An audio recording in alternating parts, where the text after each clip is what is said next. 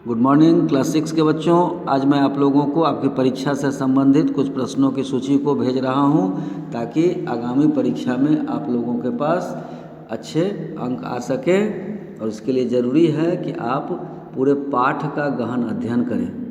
जब तक कि आप पूरे पाठ को नहीं पढ़ेंगे तब तक इस वैकल्पिक प्रश्नों के उत्तर को आप सही नहीं ढूंढ पाएंगे, क्योंकि सारे ही प्रश्न आपको पाठ के अंदरूनी हिस्से से लिए गए हैं। अब देखिए कि इसमें कुंजरिन रात के अंधेरे में ही क्यों आती थी। देखिए यह तो पाठ का प्रश्न है, पाठ के भीतर से लिया गया प्रश्न है, क्योंकि ऐसा प्रश्न आपके अभ्यास कार्य में नहीं है। तो चूँकि अभ्यास कार्य में नहीं है तो आपको कहाँ से मिलेगा, तो इसके लिए आपको पाठ को अच्छे से पढ़ना होगा। और अच्छे से आप पाठ पढ़ेंगे तो आपको मिल जाएगा कि कुंजरिन रात के अंधेरे में ही क्यों आती थी।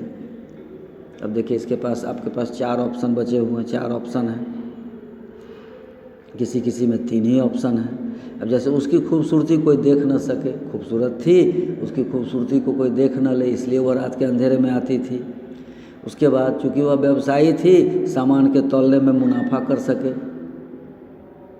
और तीसरा ऑप्शन है कि भाइयों की खानदानी इज्जत बनी रहे, क्योंकि सहजन के पेड़ से वह जो सहजन तोड़ता था तो उसकी इज्जतदार फैमिली थी।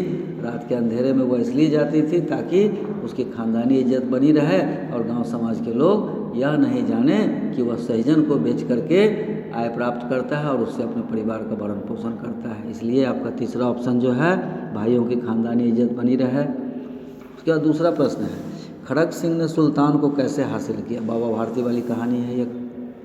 इसमें खड़ग सिंह जब बाबा भारती के घोड़े को देखता है तो उससे वह प्राप्त करना चाहता है, आकृष्ट हो जाता है, घोड़े के प्रति आकर्षण उसका बढ़ जाता है और घोड़े की लक्षण को देख करके, घोड़े की क्षमता को देख करके वह उस लोभ में आ जाता है और वह किसी भी तरह उसे प्राप्त करना चाहता है।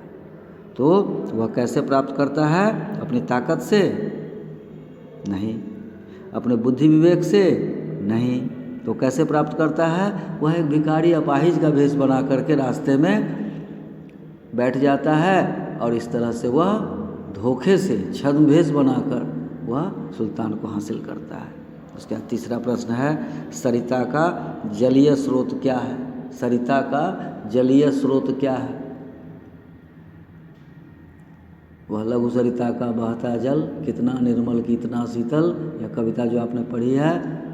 वह सरिता का जल कहाँ से, सरिता में जल कहाँ से आता है? तो वर्षा से आता है, झरना से आता है, बर्फ़ पिघल कर आता है या फिर नहरों से आता है। तो आप कविता पढ़ेंगे तो आपको उत्तर उसका मिल जाएगा कि बर्फ़ के पिघलने से पानी जब पहाड़ों से नीचे उतरती है तो वह पानी सरिता में जाकर मिल जाती है। इस तरह से आपका उत्तर बर्फ़ पिघल कर, तो इसको आप पढ़ेंगे और फिर आपको दूसरे दिन फिर बताया जाएगा।